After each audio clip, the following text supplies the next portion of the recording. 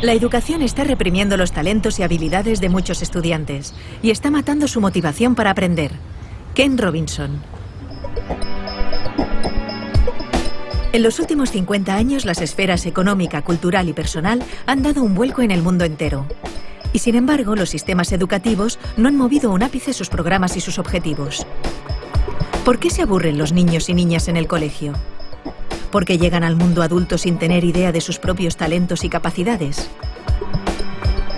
El líder en educación y creatividad, Ken Robinson, llama hoy en redes a demoler una educación nacida para y por las sociedades industriales.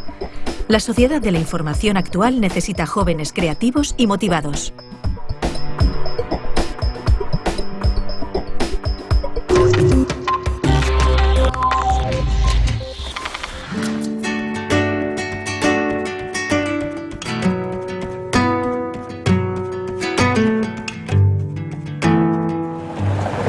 Debe hacer 60 años o algo así, era comienzos de la década de los años 50. Y aquí en esta escuela de North Hollywood High School es donde hice mi bachillerato. Me llamaban Eddie, que es el diminutivo de los norteamericanos para Edward o Eduardo. Y seguramente, con toda certeza, en la escuela siguen destilando contenidos académicos en los cerebros. Lo que hay que hacer es enseñar cosas distintas de las que me enseñaron en los años 50 en esta North Hollywood High School. ¿Por qué distintas? Porque lo que nos enseñaban entonces estaba muy bien para el mundo industrializado, para conseguir trabajo en el mundo que había salido de la revolución industrial. Pero no nos enseñaban lo que hace falta para innovar, para ser creativo. Y para eso, básicamente, hoy día sabemos que lo que hace falta es ayudarnos a elegir, ayudar a los jóvenes, ayudar a los hijos y a las hijas a elegir primero cuál es su dominio, cuál es lo que de verdad les gusta y no tanto lo que está ocurriendo fuera de ellos mismos.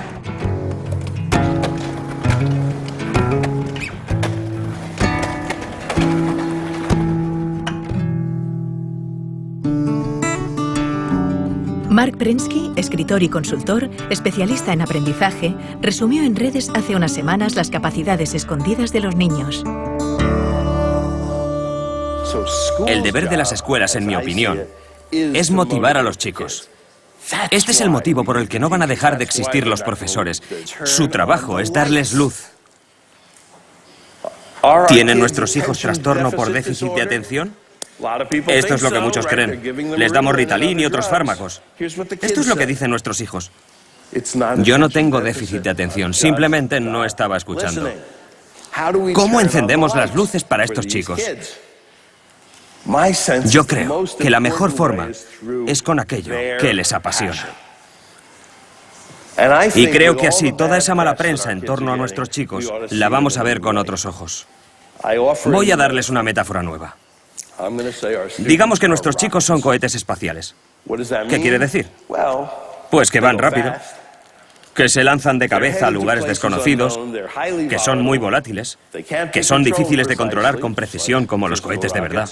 Necesitan ser programados adecuadamente, necesitan combustible adecuado y buenos pilotos y quizás requieran algunas correcciones a medio camino como los cohetes de verdad. Pero tienen un retorno potencial enorme. Todos los chicos lo tienen y es lo que tenemos que descubrir. El educador y asesor Richard Gerber también alertaba del desarrollo social de los niños de hoy. Un reto que tenemos como educadores es este. Nuestros hijos vuelven a casa tras la escuela cada día y aprenden más por sí mismos y de sus amigos en las redes sociales que en el aula, ¿o no? Como sistema educativo, ¿cómo podemos comprender este fenómeno? Los niños son consumidores sofisticados. Ya no tienen que esperar a que les enseñemos las cosas. Las encuentran por Internet, crean vínculos de amistad, aprenden unos de otros. Hace muchos años leí algo tuyo que me fascinó, porque pensé que nadie había dicho antes algo tan sencillo y tan cierto a la vez. Dijiste que elevar los estándares o los niveles de educación no sirve de nada si los niveles en cuestión no son válidos o si están equivocados. Y desde entonces he intentado leer todo lo que has escrito, como Out of Our Minds, por ejemplo. ¿Podrías explicarnos tu punto de vista? Mi experiencia es que la mayor parte de nuestros sistemas educativos están desfasados, son anacrónicos. Se crearon en el pasado, en una época distinta, para responder a retos diferentes. Con el tiempo, se han vuelto cada vez más limitados. En todas partes del mundo hay intentos de reformar la educación, y uno de los grandes mantras es que hay que elevar los estándares. Y me hace gracia porque, por supuesto que deberíamos mejorarlos siempre, pero no sirve de nada aumentarlos si están equivocados. Por ejemplo, en la mayoría de sistemas, se insiste mucho en elevar los estándares de matemáticas y de lengua, que por supuesto son muy importantes, pero no son lo único que cuenta en la educación. Las disciplinas artísticas cuentan, las humanidades cuentan, también la educación física. Me gustaría saber si es cierto que ha habido tantos cambios turbulentos, que ha surgido esa disparidad o esa gran brecha entre la educación por un lado y las necesidades individuales de las personas por otro. ¿Cuáles son, de verdad, esos cambios que han ocurrido? Pues creo que hay varios.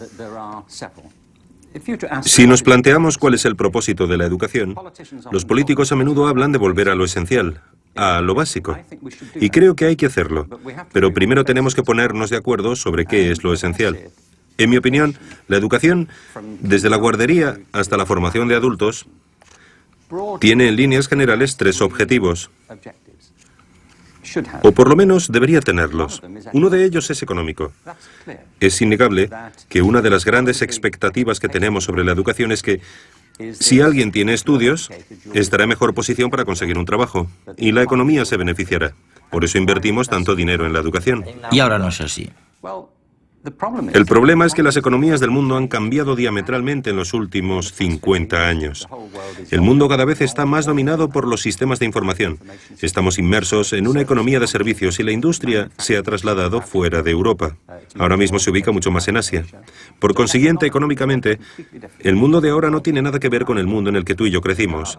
La revolución industrial forjó nuestro mundo, pero también fraguó nuestros sistemas educativos. Tenemos un sistema de educación industrial. Es un modelo de la educación basado en la producción. El segundo gran reto educativo es de índole cultural. Una de las cosas que esperamos de la educación es que ayude a las personas a comprender el mundo que les rodea y a desarrollar un sentimiento de identidad cultural, una idea sobre su lugar en el mundo. Sí. Si analizamos los sistemas educativos de todos los países, en España no hay duda de que esa expectativa está presente en el sistema de enseñanza. Se pretende ayudar a los alumnos a conocer mejor la cultura española y lo mismo sucede en el resto del mundo. Es una gran expectativa de la educación. El problema es que el mundo también se ha transformado culturalmente en los últimos 50 años. No tiene nada que ver con el mundo en el que crecimos. Cada vez es más interdependiente, más complejo y también más peligroso culturalmente en algunos aspectos, más intolerante en ciertas cosas. El tercer gran objetivo de la educación es personal. Lo saben los que tienen hijos, pero también cualquiera que esté vivo. Una de las cosas que esperamos de la educación es que nos ayude a convertirnos en la mejor versión de nosotros mismos, que nos ayude a descubrir nuestros talentos, nuestras destrezas. Y creo que la educación ha fracasado estrepitosamente en ese sentido, puesto que muchos acaban sus estudios sin descubrir lo que se les da bien, sin averiguar jamás sus talentos. Muchos pasan por la escuela y llegan a la conclusión de que carecen de cualquier talento. Y esto sucede porque en el fondo tenemos una visión de las aptitudes muy limitada. También ha habido cambios. En ese sentido, vemos pues que hay cambios en nuestra noción de inteligencia, pero también en la cultura, que ha cambiado y se ha complicado, por no hablar de hasta qué punto se ha revolucionado económicamente el mundo. Tenemos pues tres grandes cambios que probablemente explican esta ansiedad que surge de la disparidad entre el mundo educativo y las necesidades económicas, culturales e individuales.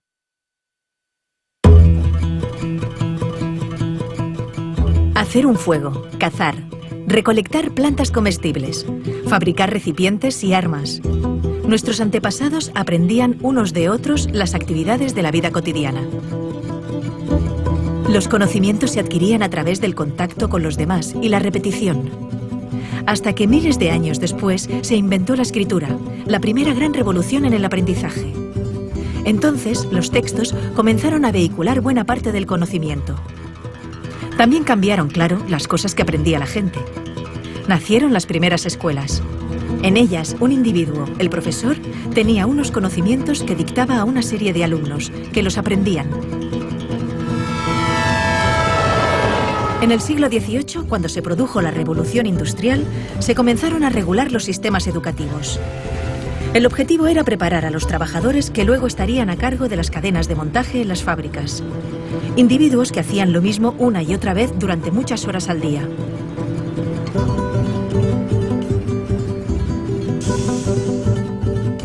La escuela que se inventaron seguía ese patrón. Todos los niños repetían y repetían de memoria determinados conocimientos. Un proceso estandarizado y lineal, en el que les enseñaban aquellas materias que se consideraban útiles para la recién nacida economía industrial. Es el modelo que ha perdurado hasta nuestros días. Sin embargo, ya no nos sirve, porque el mundo, en el último medio siglo, ha cambiado radicalmente.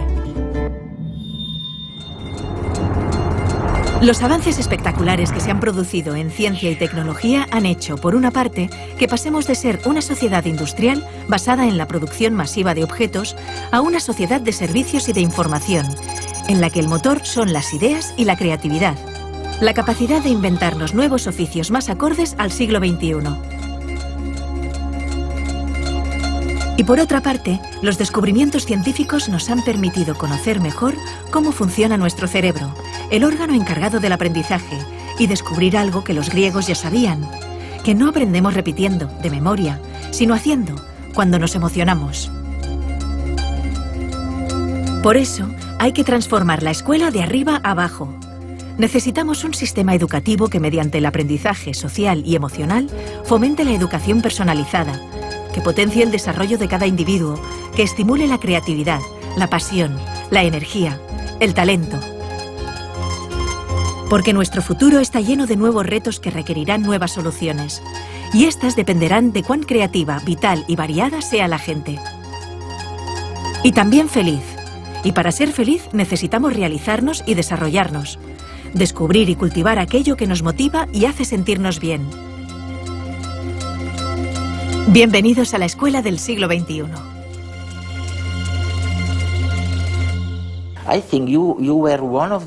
Creo que fuiste uno de los primeros del sector educativo en hablar de la desafortunada división entre ciencias y la cultura o las artes. Y es curioso, porque nosotros, cuando preparamos programas científicos, a menudo tenemos que enfrentarnos a un dilema. Nos planteamos que un tema no encaja bien en lo que los científicos denominarían temática científica, así que es mejor descartarlo. Pero tú afirmas que como resultado de esta escisión entre la ciencia y las disciplinas artísticas, hemos ignorado un campo fantástico, el de la creatividad. ¿A qué te refieres exactamente? Pensemos de nuevo en la educación. La mayoría de países no instauraron un sistema de educación pública obligatoria hasta mediados del siglo XIX. Se trata de ideas bastante nuevas. Dos factores influyeron mucho en la educación. El primero fue la economía industrial, que provocó una cultura organizativa de la educación extremadamente lineal, centrada en los estándares y la conformidad. Y el otro gran factor de influencia, en mi opinión, fue la cultura intelectual de la Ilustración, que desencadenó en la cultura académica de la educación. Una de las características de la enseñanza es que hay una jerarquía de asignaturas en las escuelas. En la mayoría de sistemas tenemos arriba de todo de la jerarquía la lengua, las matemáticas y las ciencias. Un poquito más abajo están las humanidades, como la geografía y los estudios sociales, o la filosofía, cuando se enseña. Y debajo de todo están las disciplinas artísticas. Hay poquísimos sistemas educativos, no conozco ninguno de hecho, que enseñen danza con el mismo rigor y sofisticación con el que se enseñan matemáticas. ¿Por qué hay esta jerarquía? Muchos te dirán, es evidente, tiene que haber una jerarquía. ¿Pero por qué? Creo que hay dos motivos. El primero de los cuales es económico. Se cree que las materias que están más arriba en la jerarquía son más relevantes para el mundo laboral. Para encontrar trabajo. Sí. Y te encuentras con afirmaciones como, no te dediques al arte, jamás serás un artista ni te ganarás la vida con el arte. No hagas música, es muy difícil salir adelante como músico. Así que un argumento es claramente económico. Pero lo interesante es que nadie te dice, no te centres en las matemáticas, nunca serás matemático, ni tampoco, olvídate de la química, jamás serás químico. Esto se debe a que en nuestra cultura intelectual existe una asociación entre las ciencias y cierto tipo de conocimiento objetivo. Se cree que al trabajar con las ciencias, se trabaja con hechos y certeza, que son las cosas que marcan diferencias en el mundo, mientras que las disciplinas artísticas se asocian con los sentimientos y la expresión personal, por lo que están muy bien para entretenerse, pero no son importantes para la economía. La Ilustración y la Revolución Científica crearon un modelo de inteligencia y conocimiento que ha imperado en nuestra cultura. Desde entonces, el arte se ha asociado con la corriente del romanticismo del siglo XIX, con la expresión de sentimientos. Y creo que es un problema enorme, porque esto ha disociado el intelecto de la emoción.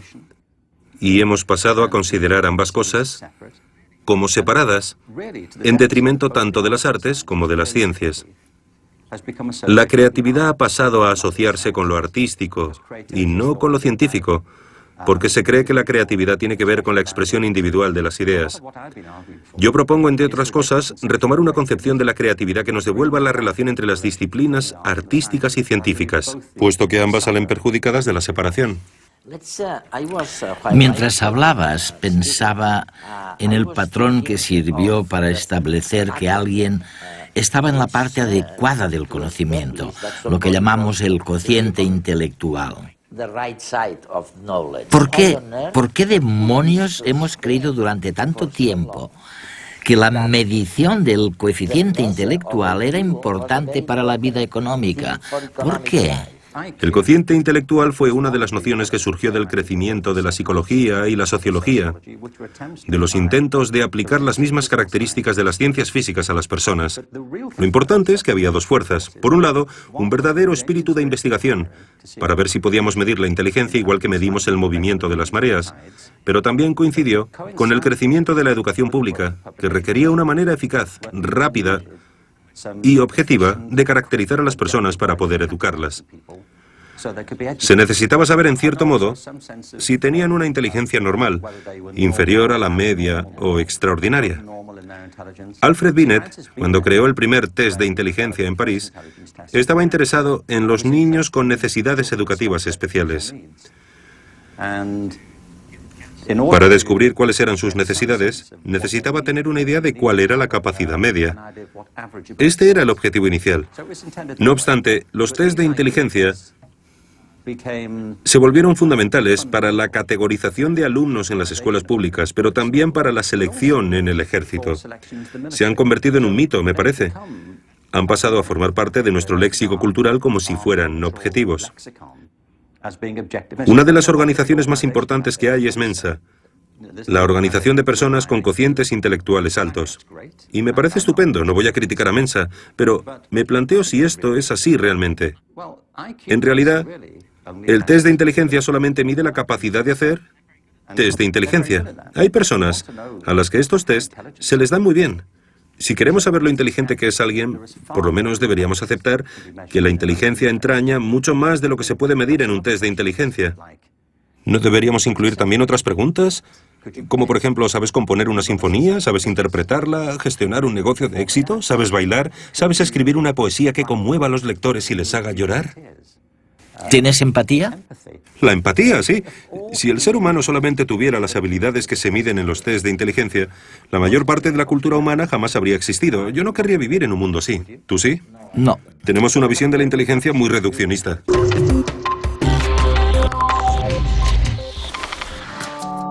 El psicólogo Mark Greenberg recordaba en redes la problemática de los profesores frente a los nuevos retos de la educación. Hasta ahora lo que hacíamos con los profesores era presionarlos, muchas veces, para que se centraran únicamente en lo académico, solamente en la lectura, las matemáticas y las ciencias. Y en eso se han convertido, en profesores de lectura, de matemáticas y de ciencias. Pero la mayoría de profesores eligieron la profesión porque querían llevarse bien con los niños.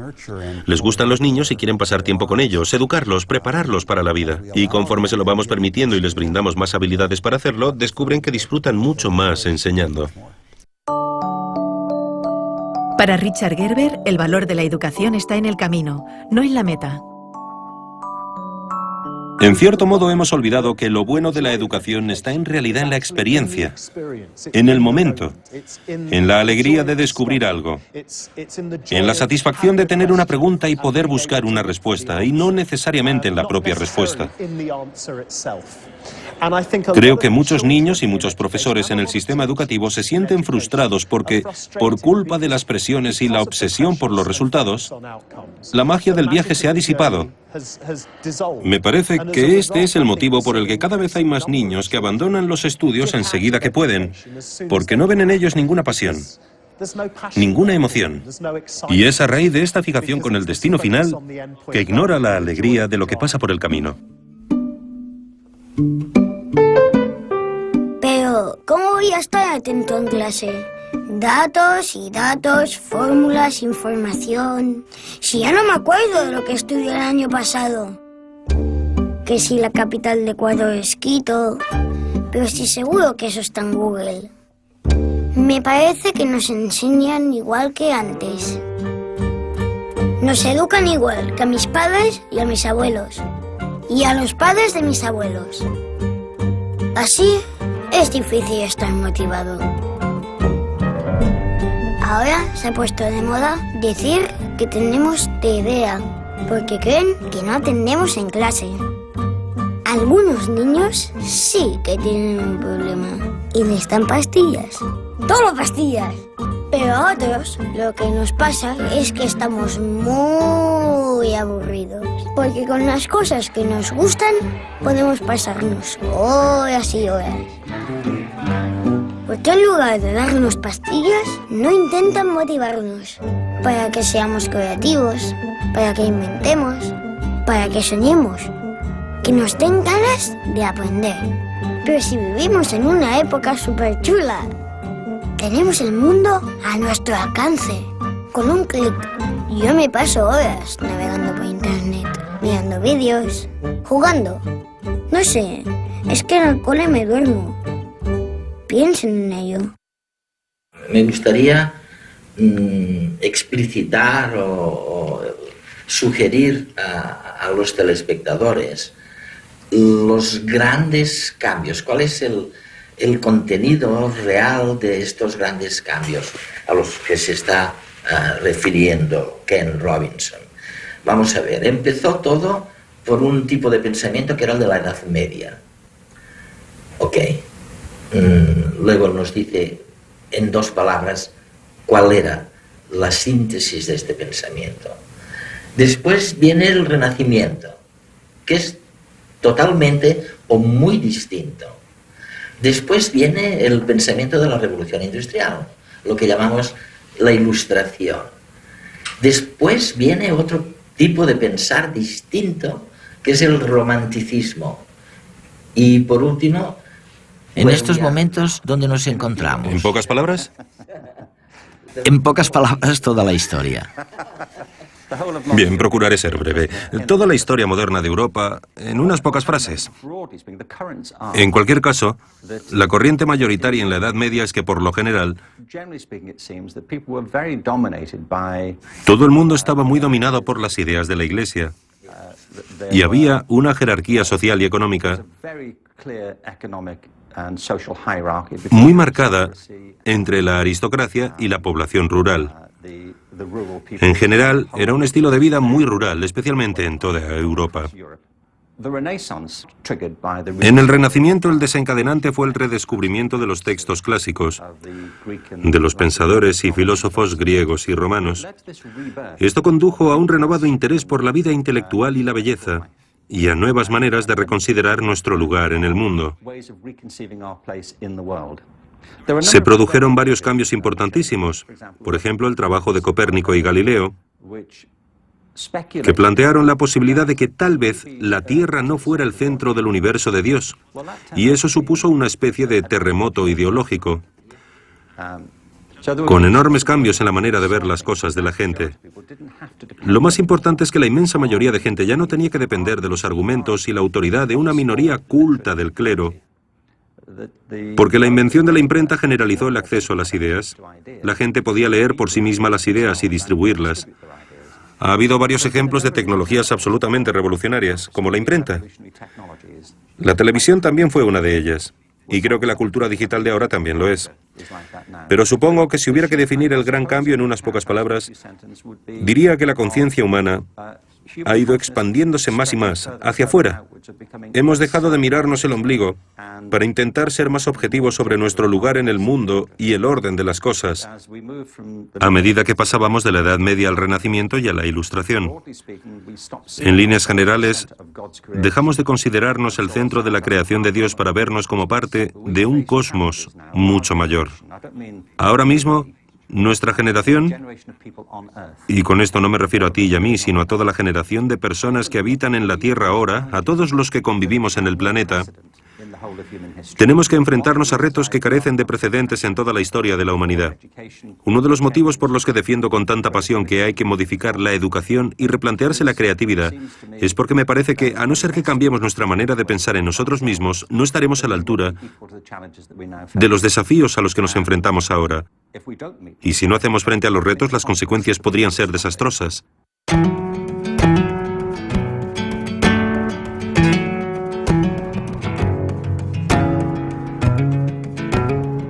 Si no estás dispuesto a equivocarte, nunca llegarás a nada original. Ken Robinson.